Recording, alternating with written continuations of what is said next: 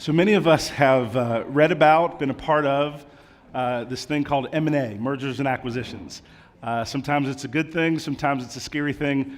But one of the things that our next presenter, Yannick, come on, start making your way on up. I'm going to segue it to you. Is what can you do and think about in terms of the people analytics component for M&A?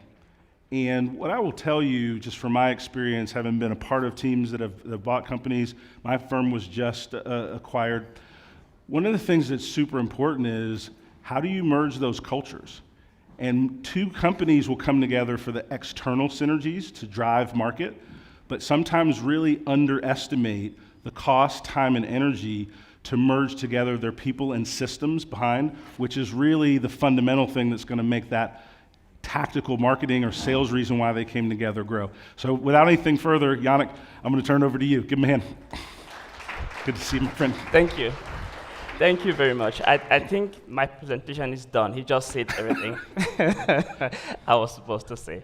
So I'm Yannick Fouagou. I'm the Director of People Operations and Solutions at Greenshield Canada, and I'm happy to be here, right? So you may be asking yourself, what's an engineer doing speaking about people analytics, right? So for 14 years, I was that engineer, right? So thinking about processes, system, data, building things, and I was working as an engineer in the oil and gas industry. So big shift, now moving to HR, but a lot of those skills are fully transferable, right? So the data skill set, engineering skill set, transferable within HR. So I found my passion, I found my niche, and that's really using technology within HR to drive business value and to help improve people's life.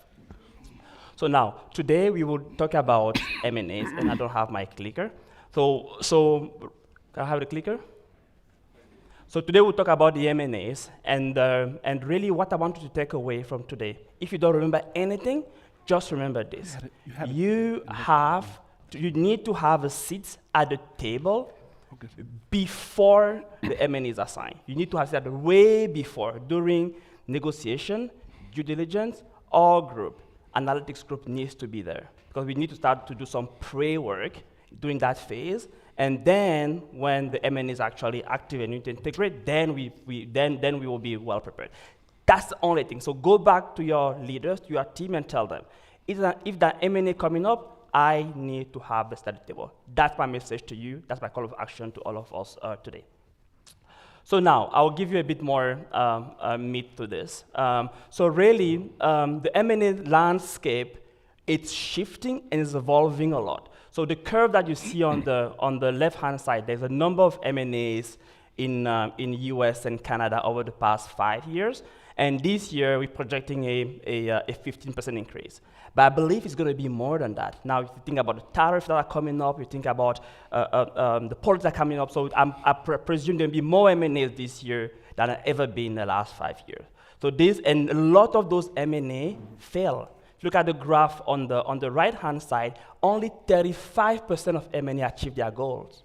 That's a huge waste of capacity, use of time, waste of energy, right? Only 35%. And out of the rest, 60% fail because of misalignment in the culture of the two companies coming together. So this is super important. So if you take this back to your team and to your leader and say, hey, I know there's an M&A coming up. This is what we may get to the red if we don't start thinking about this, thinking about the culture super early. That's my message to you here today. Culture matters a lot.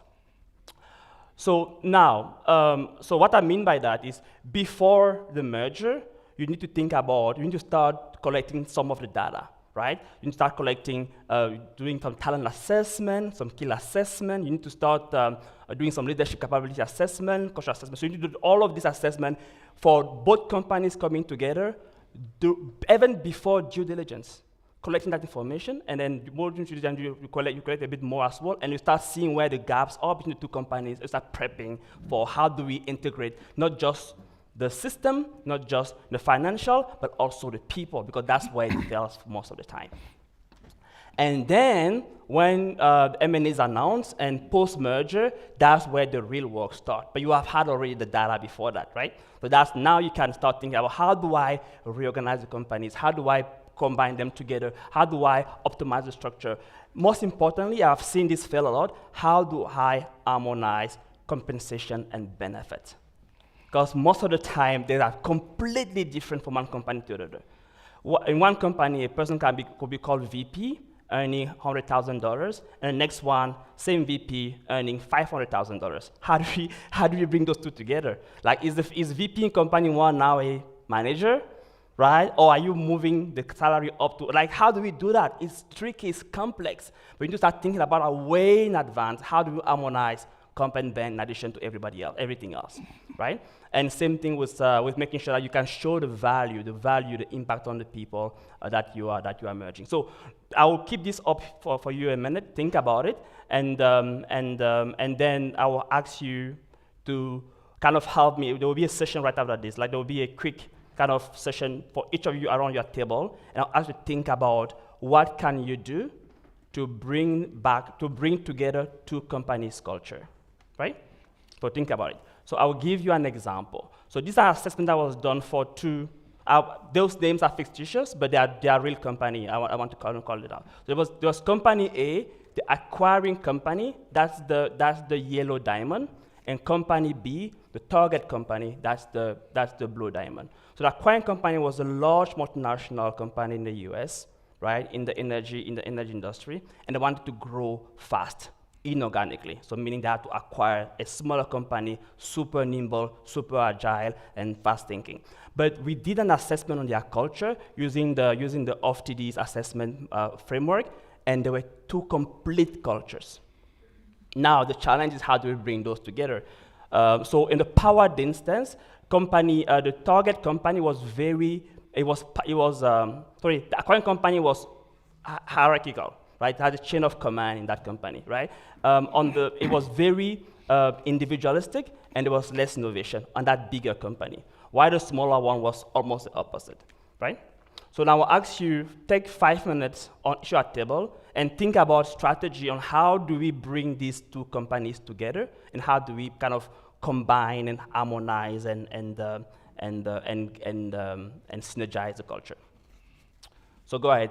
Let's use 5 minutes, think about that, talk about that around your table, and then after, I'll ask one or two people to share what strategy or ideas they have on bringing those cultures together. Go ahead.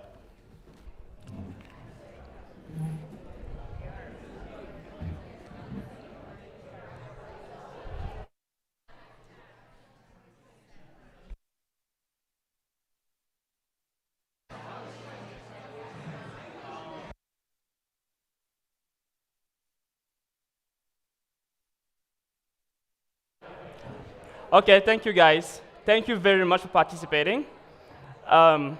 So again, I'm going to ask a couple of people to share the strategies. Think about data type strategies, analytical type strategies, like think about with that angle, what you could do to help bring those two companies together in this example. And of course, I know your own realities may be different, but I just want you to think about this scenario here today and how do you bring those two companies together. So if anybody wants to share, yeah, go ahead.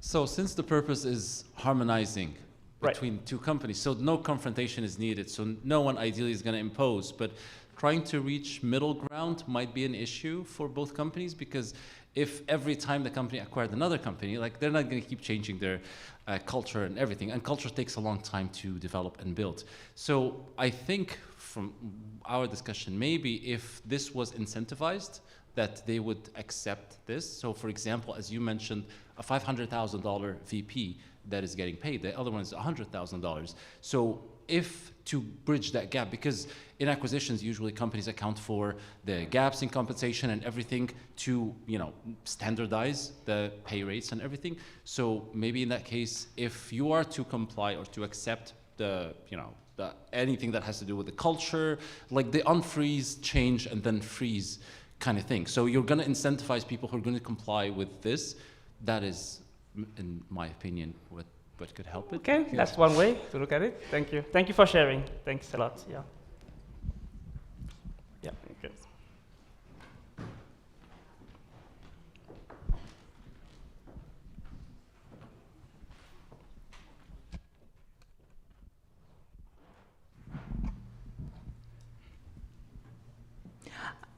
So I've been involved in like a merger of equals, and I Oh, think it's really? important to think about merger of equals versus maybe one organization acquiring another, because I think the approach might be a little bit different. So when I think about merger of equals, it's an opportunity maybe to take a step back and look for the one way forward for the united company in terms of very high level mission, purpose, values, and there may be overlap. And that's the opportunity to allow leaders in the organizations on both sides to really co-create together the narrative that they want to really be that new company forward. And I think that's really important because that sets the stage for you to create like a good framework for a go-forward organization. I agree. You stole my next slide, but yeah, I agree. Go ahead. Yeah. Thank you. So we discussed with the people analytics approach. You already shared the findings of Hofstede analysis. So we need to target those areas that shows two companies are diverging from each other. Correct. I remember two factors about power distance and creativity. Two companies were quite diverging from each other. And we believe in our strategy creation, we have to target those areas because they are potentially those areas that would create problems, culturally speaking. Thank you. Makes perfect sense. Yeah. Thank you. Well, I think now we'll move to the next slide. I want to pause a bit to say, what we've just done now, it's super powerful. And that's what we need to do in our organization. Go beyond the numbers and the data. Right? We do the assessment, we have the data, we have the story, and now, what actions are we taking? What are we doing? And then there have to be some negotiations and some tension and some iteration, but that's super powerful. That's what we need to do in our organization going forward. Like, go beyond the numbers, go beyond the story, and think about the actions. So thank you guys for participating in this. And this is my last slide, and exactly what you guys said, right? So these are some example of what was done in that particular scenario, right? So to bridge the gap distance, the company will reorganize. Some people were not supposed to be on the right. I mean, the org was not correct. We had to step back and say, we need to make the hard decisions and reorg the company. That was done. Sometimes you need to do that, and that fast, right? And to address the difference in uncertainty avoidance, we created a safe-to-fail innovation lab, right? There's a space for that smaller company, those people to say, hey, in this space, yes, you can fail. It's okay to fail. But maybe the bigger company, they are very risk adverse, and then in some other spaces where it's not okay to fail. So created those creative kind of ways to still embed the bigger culture, the smaller culture, into the bigger culture. That's one example of what we've done there, right? And then two things that, to me, should be done every single time. We should have a unified leadership playbook. What does leadership mean here? Right? So it means two different things with different companies, but when they come together, you need to step back and say, what is leadership at this company? How do we practice leadership? And how do we show up the leadership? That's super important. And then finally, stepping back as well to say, what is our unified EVP? Right? Compensation, benefit, purpose, value, and the rest. Just stepping back and recreating a new EVP and communicate that back to employees, right? So again, I summarize them into 4 buckets. So unify org design. If you do that well, then you are saving yourself a lot of money. Unify values and purpose. Unify leadership with that playbook, and then unify employees with the employee value proposition. So that's the last slide I have for you today. Thank you. But so if you have to take something back from here today again, is go back to your leadership, go back to your team and say, if there's an M&A coming up, I need to be at the table now. And then you guys start doing assessment, doing the review, and making sure that you're ready for when the M&A is closed. Thank you very much. Any question?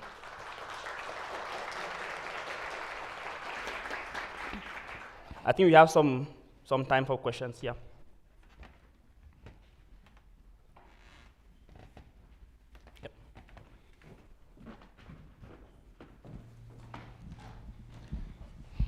Thank you for the presentation. My question is about the seat at the table, right? So merger and acquisition usually is a very protected information. So how do you recommend getting that seat at the table as the people analytics department? That's a fantastic question. So in my previous company, I didn't know we had the merger until it was announced. And then we had to run around and do these assessments and reviews and due diligence, right? So that's where probably most of us will be stuck at. But if you knew, you have to go and show some of this data to your leadership to say, most of these mergers fail because of the culture element. And guess what? They will all understand, they will all agree, and they will bring to the table. So just clearly tell them the story of, we need to understand this so that we can do these things in order to help you succeed, and then they will, I'm sure they will buy in, right? Yeah. Make sense? Yeah.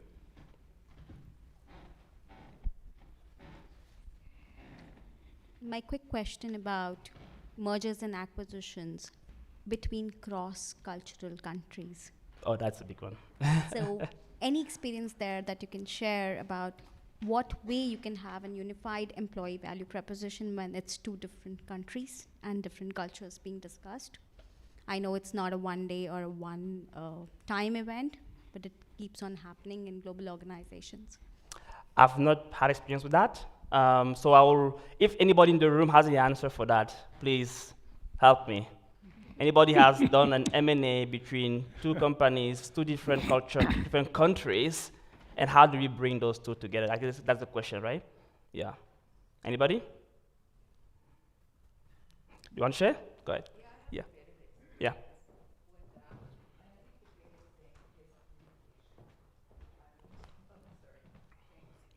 I have a bit of experience. I think the biggest thing is communication. And you have to know your audience. You have to know your team. And I think town halls are good with the leadership. I think that what I've done, because we're just going through it, I have round tables with the teammates and without their managers to see how they're feeling, where their fears are, how we can help them, and keep communicating, because everybody's financial issues are different and everybody's problems are different. And I think the biggest thing with mergers and acquisitions is, am I going to keep my job? Yeah. So if you can dispel those fears, it's much easier. Yeah. Thank you very much. Thanks. Yeah. If no more questions, thank you very much, guys. Sorry. One more? Okay, one more question. I Sorry. didn't want to ask a question, just wanted to add to that one. I didn't have experience in terms of like HR being at the sit for M&A, but did a lot of like analysis for them. And in terms of like the people analytics sides, when you are dealing with other countries, you have to deal with a lot of like legal considerations. Right. The thresholds for the DEI are different. The consideration for the leaves are different. So a lot of the calculation and the metrics are totally calculated differently. And I was just telling my friend about the layoffs, even in terms of like the big decisions and the reorgs, dealing with different companies and letting people who were part of the merger or acquisition go. It entails a lot of discussions before running any simplest report, let alone doing any predictive on them. Yeah, and thank you for that. That's excellent. And I guess what we're all saying is it's complex, but we need to have a seat at the table super early. We have the data, we have the expertise, we can help kind of navigate, arbitrage, iterate on that journey. Thank you very much, guys. Thanks. Yeah. Yeah, thank you. Testing. The one thing I would add to that piece, is just to echo one of the earlier comments, is the communication. Fear, uncertainty, and doubt in a merger, whether it is equals, whether it is one to take over, a lack of communication is going to be taken by your employees as negative information. And one of the things I counsel executives on is your willingness to wait until you have everything baked in is actually creating an unintended cycle of fear throughout your organization. And so you have to communicate what you know, and even communicate what you don't know with a timeline of when more communication will come. And that will be the best you can do, because a merger is such a big transformative step. The fear you can't eliminate, you just got to try to mitigate it, is one of the things that we're going to do. As we wind down our time together, we're going to take a break, go spend some more time, get a chance to rest, check your email, and let's come back at 3:15, and we have our final keynote of the event, and then we will wind things down. So we'll see you back in 30 minutes.